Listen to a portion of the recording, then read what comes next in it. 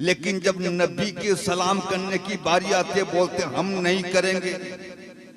जब एक सलाम भेजा तब देवबंदियत तिल मिला उठी तो सरकार आला हजरत ने कहा मुस्तफा जाने रहमत पे लाखों सलाम, मुस्तफा जाने रहमत पे लाखों सलाम। तो कहने लगा इतने सलाम की क्या जरूरत, एक सलाम रोका गया तो आला हजरत ने लाखों भेजा। जब लाखों सलाम का तोहफा को सुना तो देवबंदियत जलकर राख होने लगी। पर इतना सलाम ना भेजा जाए।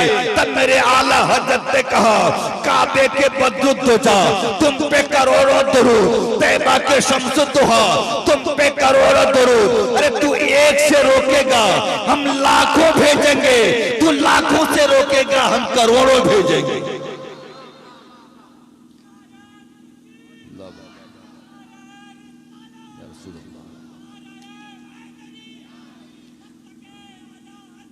अच्छा एक बात ये सलाम क्या है मालूम है? सलाम जनाबे जमीरुद्दीन जमजम साहब मेरे दोस्त हैं। जब जब हम फोन करेंगे सबसे पहले क्या होगा? अरे बोलिए ना, सबसे पहले अस्सलाम वालेकुम, सबसे पहले सलाम। मैंने SMS लिखा, सबसे पहले सलाम। जा रहे थे हाफिज हनीफ साहब कलकत्ता, तो मैंने कहा जमीर भाई से मुलाकात। शोराए अहले सुन्नत, सामईन महफिल, पर्दा नशीन मेरी माएँ और बहनें, अस्सलामु अलैकुम रहमतुल्लाहि व बरकातुहू। नहमदुहु व नसल्ली व नुसल्लिमु अला हबीबिहिल करीम, अल्हम्दुलिल्लाह अल्हम्दुलिल्लाहि रब्बिल आलमीन वस्सलातु वस्सलामु अला सय्यिदिल अंबिया'i वल मुरसलीन व अला आलिहि व सहाबिहि अजमईन। अम्मा बाद फअऊज़ु बिल्लाहि मिनश शैतानिर रजीम, बिस्मिल्लाहिर रहमानिर रहीम। इक़रा बिस्मि रब्बिकल लज़ी खलक़। आमन्तु बिल्लाहि सदक़ल्लाहुल अज़ीम व सदक़ रसूलुहुन नबियुल अमीनुल करीम व नहनु अला ज़ालिका लमिनश शाहिदीन व शाकिरीन वल्हम्दुलिल्लाहि रब्बिल आलमीन। बहुत ही खुशनसीब है ये मुक़द्दस ज़मीन जहां पर हम और आप बैठ करके अल्लाह और उसके रसूल का जिक्र कर और सुन रहे हैं।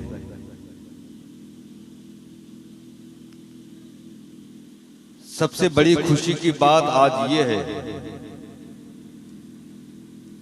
कि जिनको सरकार मुजाहिदे मिल्लत ने अपने गोद में बैठाया और अपने हाथों से अपने मुंह का नवाला खिलाया,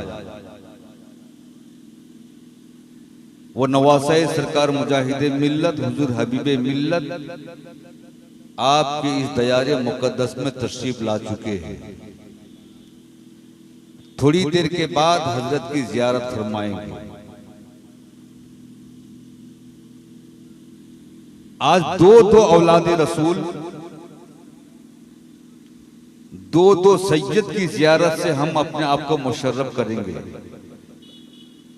और स्टेज पर देख रहे हैं इस वक्त बुलबुले गुलिस्ताने आला हजरत व ताजु शरिया हसानुल हिंद शायर इस्लाम हजरत असद इकबाल बनफ्स नफीस तशरीफ फरमा है। थोड़ी देर के बाद उनकी जादूगरी आपको मुलाहिजा करनी है। थोड़ी देर के लिए मैं हाजिर हूं। जब पोस्टर में नाम आ गया है तो हक अदा करना है। बड़े अच्छे लोग हैं जो दिन भर की मसरूफियत, मेहनत और मजदूरी के बावजूद अल्लाह उसके रसूल के जिक्र के लिए आप इस जगह हाजिर हैं। यकीनन अल्लाह उसके रसूल आपको कयामत के दिन इसके जजा जरूर अता फरमाएंगे। अब सुनने को तैयार है ना? अरे बोले सुनने को तैयार हैं? ताजदारे मदीना कॉन्फ्रेंस खालसूचिया के नौजवान, असद भाई नाम भी बहुत प्यारा, इमाम अहमद रजा कमेटी, और जिस कमेटी में इमाम अहमद रजा होता है उसी कमेटी के जेरे एहतमाम ताजदारे मदीना कॉन्फ्रेंस मुनक्किद होता है। वरना याद रखना, जिक्र रसूल कर नहीं सकते जबान से, जिक्र रसूल कर नहीं सकते जबान से, अरे तौफीक जब तलक ना मिले आसमान से, तौफीक जब तलक ना मिले आसमान से। हजरात, आज मेरी गुफ्तगू का उन्वान थोड़ी देर के बाद आपको पता चल जाएगा। मैंने उस आयत करीमा की तिलावत किया, उलमाए किराम से पूछ लीजिए, ये वो सूरा मुकद्दस सूरा है जिसको अल्लाह ने अपने महबूब पर सबसे पहले उतारा। जरा मोहब्बत से बोले सुभान अल्लाह। सबसे पहले इकरा, सबसे पहले। लेकिन जब आज हम कुरान खोलते हैं तो सबसे पहले फातिहा, जो पहले नाजिल हुआ वो 30वां पारा में, जो बाद में नाजिल हुआ वो आज पहले। मैंने अपने रब से आलम तसव्वुर में सवाल किया, मेरे परवरदिगार, महबूब को कुरान दिया तो इकरा से, और महबूब की उम्मत को कुरान दिया तो फातिहा से। ए मेरे मौला, ऐसा क्यों है? तो रब की रहमत जवाब देगी कि अगर मैं महबूब की उम्मत को भी इकरा से कुरान दे देता तो ये बाज उम्मती ये कह देती कि कुरान नबी को भी इकरा से मिला है, हमको भी इकरा से मिला है, लिहाजा कुरान पाने में हम नबी की तरह। रब ने कहा नहीं मेरे महबूब, कोई तेरी तरह हो जाए रब को ये गवारा नहीं, इसलिए तुझको कुरान दूंगा तो इकरा से दूंगा, और तेरी उम्मत को दूंगा तो फातिहा से दूंगा। मैंने कहा मेरे मौला, अगर बदलना ही था तो सूरह इखलास को पहले क्यों नहीं दिया गया? सूरह बकरा को पहले क्यों नहीं दिया गया? सूरह आले इमरान को क्यों पहले क्यों ना दिया गया? लेकिन फातिहा क्यों? सबसे पहले फातिहा क्यों? तो रब की रहमत जवाब देगी कि आखिरी जमाना में कुछ ऐसा मुल्ला पैदा होगा जो फातिहा का इनकार करेगा। वो फातिहा से इनकार करेगा, लेकिन जब जब वो कुरान खोलेगा मैं पहले उससे फातिहा पढ़ाऊंगा, बाद में और तिलावत करवाऊंगा। फातिहा से इनकार करने वाले चले नमाज की तबलीग करने के लिए, फातिहा को छोड़कर नमाज की तबलीग कैसे होगी? फातिहा से इनकार करने वालों को कुदरत मुस्कुरा उठी। फातिहा से इनकार करने वाले, ठीक है नमाज की तबलीग करता है, आ नमाज में आ, फजर में आएगा 4 फातिहा, जोहर में आया तो 12 फातिहा, असर में आया तो 8 फातिहा, मगरिब में आया तो 7 फातिहा, ईशा में आया तो 17 फातिहा।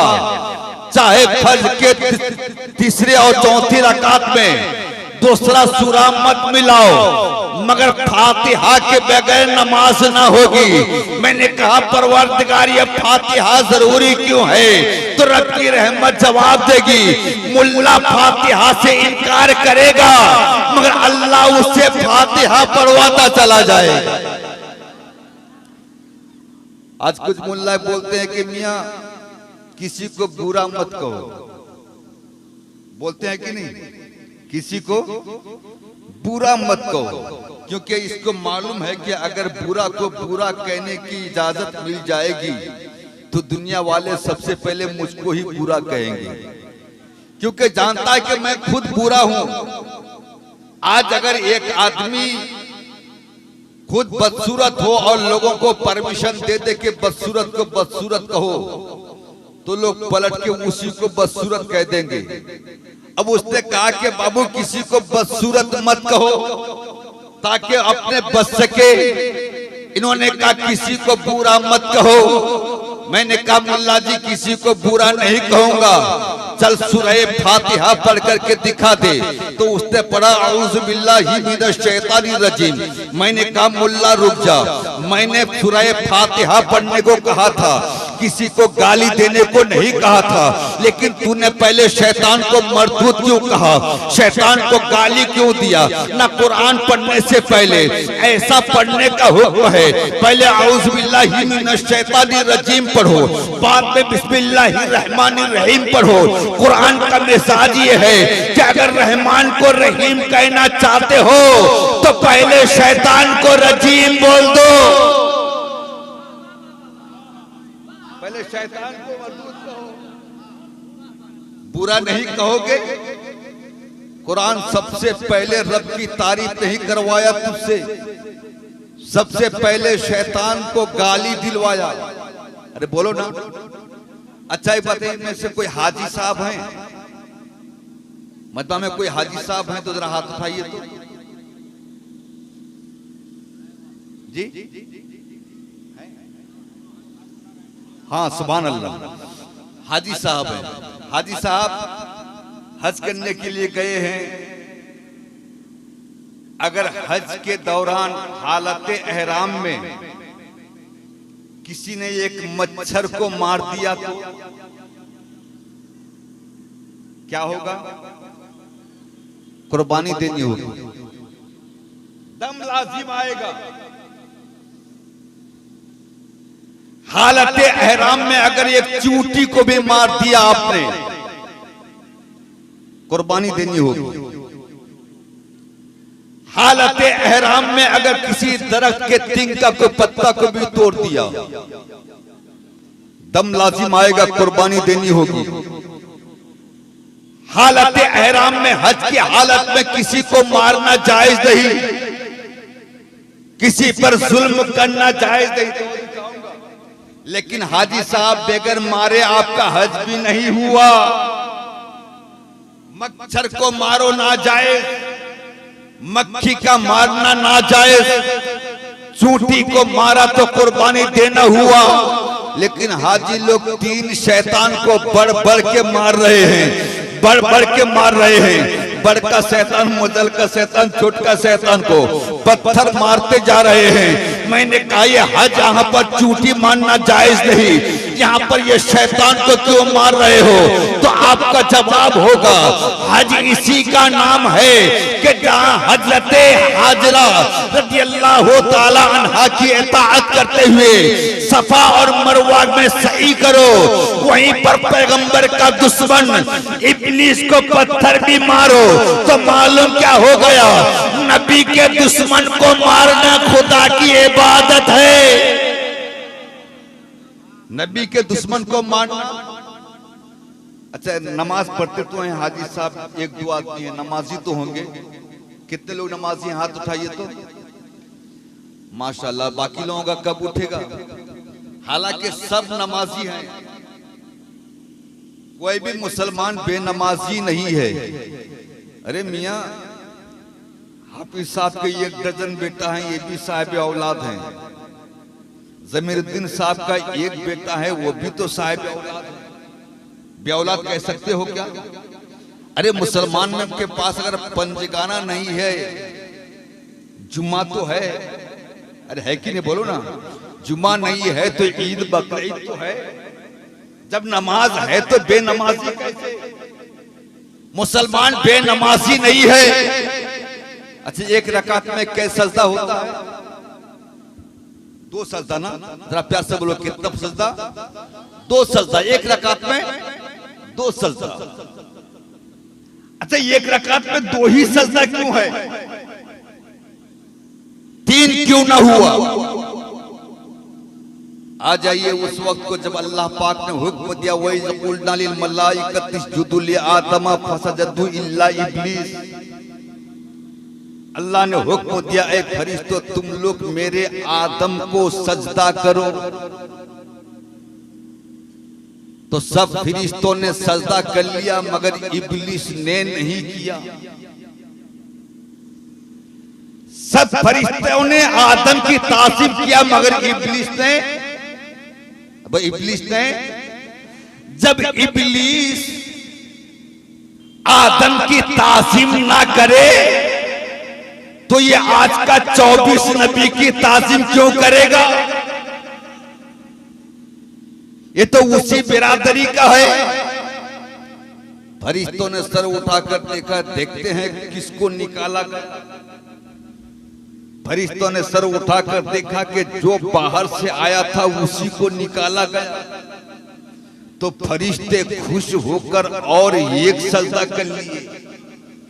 जरा मोहब्बत से, फरिश्ते खुश होकर और एक सजदा कर लिए। तो रब को ये दो सजदा इतना पसंद आया, कानून बना दिया, मेरे बंदे एक रकात में यही दो सजदे होंगे, एक रकात में यही दो सजदे होंगे। सागिद लोग सजदा कर लिए, उस्ताद जी ने नहीं किया था। जब फरिश्तों ने सजदा कर लिया, एक के जगह पर डबल किया, तो बताओ क्या इब्लीस को जलन नहीं पैदा हुई? अरे मैं तेरा उस्ताद हूं, एक भी नहीं किया और तू मेरा सागिद होगा, तू डबल डबल कर रहा है। गोया के फरिश्तों ने वहां पर ये पैगाम दिया था, इब्लीस हम खुदा के हुक्म के मुताबिक खुदा को भी सजदा करेंगे, इसके अलावा खुदा जहां जहां करने को कहेगा हम वहां वहां भी सजदा करेंगे। ऐ खुदा तूने एक का हुक्म दिया है, हम डबल कर रहे हैं। गोया के फरिश्तों ने एक सजदा अल्लाह के हुक्म को अदा करने के लिए किया है, दूसरा सजदा इब्लीस को जलाने के लिए किया। तब से परवरदिगार ने कानून बना दिया, यही तो सजदा होगा तो एक रकात हो जाएगी। नमाज के अंदर भी हम दुश्मन रसूल को जलाए, है ना? और दुश्मन रसूल को जलाना ये तो मसलक के आला हजरत का काम है। जरा प्यार से बोलो। अरे जब हम लोगों ने सबसे पहले सरकार आला हजरत ने पढ़ा या नबी सलाम अलैका या रसूल सलाम अलैका, तो देवबंदी तिल मिला उठी, बोले नहीं नबी को सलाम नहीं दिया जाएगा। सलाम के इतने पाबंद के उनको सलाम ना करो तो बात करने को तैयार नहीं। लेकिन जब नबी के सलाम करने की बारी आती है, बोलते हम नहीं करेंगे। जब एक सलाम भेजा तब देवबंदियत तिल मिला उठी। तो सरकार आला हजरत ने कहा, मुस्तफा जाने रहमत पे लाखों सलाम, मुस्तफा जाने रहमत पे लाखों सलाम। तो कहने लगा इतने सलाम की क्या जरूरत, एक सलाम रोका गया तो आला हजरत ने लाखों भेजा। जब लाखों सलाम का तोहफा को सुना तो देवबंदियत जलकर राख होने लगी। पर इतना सलाम ना भेजा जाए। तब मेरे आला हजरत ने कहा, काबे के बदरुद हो जा, तुम पे करोड़ों दुरूद, तैबा के शम्स दुहा, तुम पे करोड़ों दुरूद। अरे तू एक से रोकेगा हम लाखों भेजेंगे, तू लाखों से रोकेगा हम करोड़ों भेजेंगे।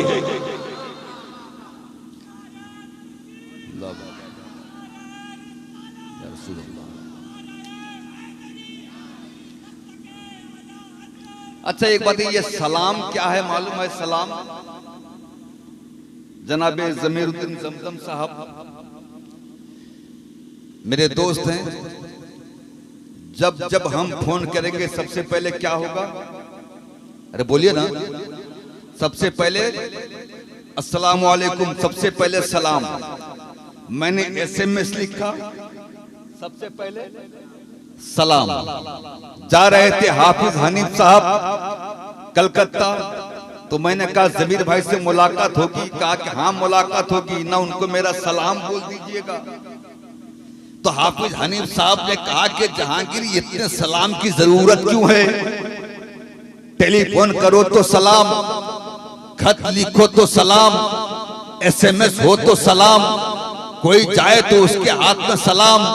मैंने कहा कि मोहब्बत है इसीलिए मैं सलाम दे रहा हूं, और खुदा ऐसा ना करे फिर हम में जमजम भाई में झगड़ा हो जाए, उसके बाद हावड़ा प्लेटफार्म में फेस टू फेस मुलाकात हो। अब सलाम होगा?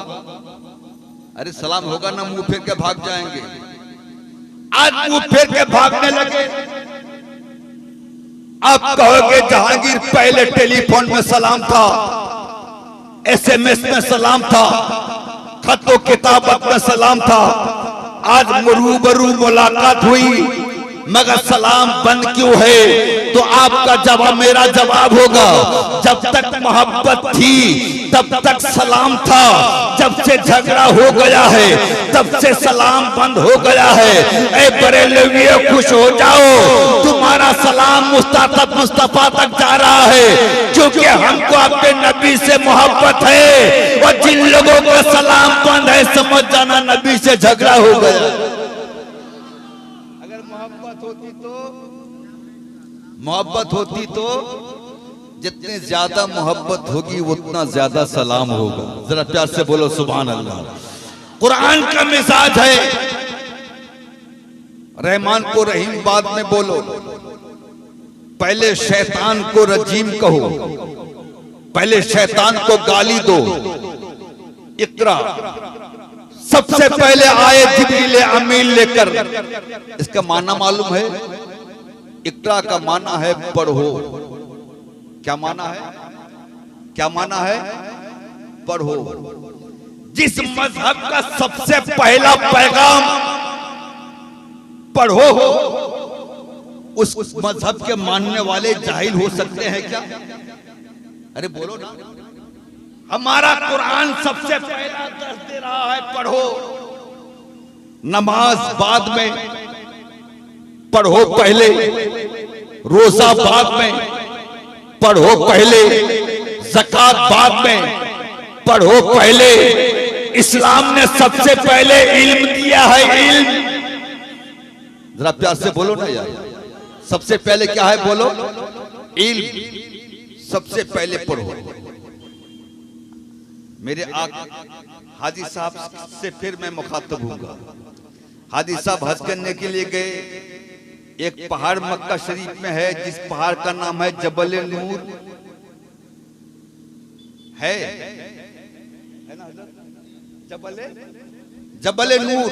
अच्छा, पहाड़ आप लोगों ने देखा है? पहाड़ किस चीज का होता है? पत्थर का ना, काला काला पत्थर का पहाड़। लेकिन कुरान कह रहा है ये पहाड़ अगरचे काला पत्थर का नजर आ रहा है, मगर ये पहाड़ पत्थर का पहाड़ नहीं, ये पहाड़ नूर का पहाड़ है। ये पहाड़ नूर का पहाड़ है। मैंने कहा कि एक काले पत्थर का पहाड़ तू नूर का पहाड़ कैसे बन गया? तो जबाले नूर का जवाब होगा, इसी पहाड़ के ये गार, जिस गार का नाम है गारे हेरा, इसी गार के अंदर मुस्तफा मौजूद थे। जिब्रील अमीन कुरान पाक की पहली आयत लेकर के आ गए। कुरान आने की बरकत से ये पहाड़ नूर का पहाड़ हो गया। खड़े हो जाइए, खड़े हो जाइए। नाराए तकबीर, नाराए रिसालत, उलमाए अहले सुन्नत, मसलके आला हजरत, फैजाने सरकार मुजाहिद मिल्लत। नाराए तकबीर, नाराए रिसालत।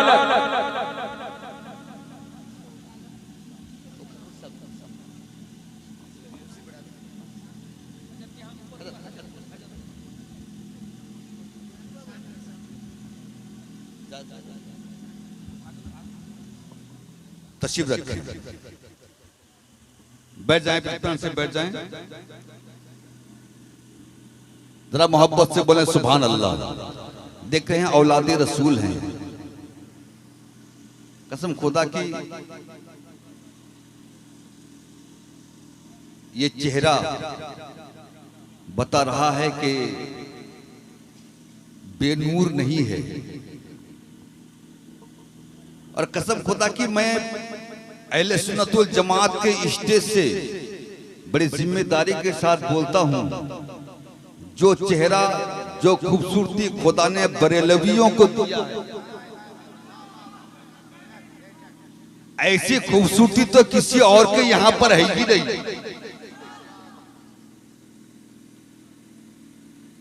हजारों देवबंदी के बीच में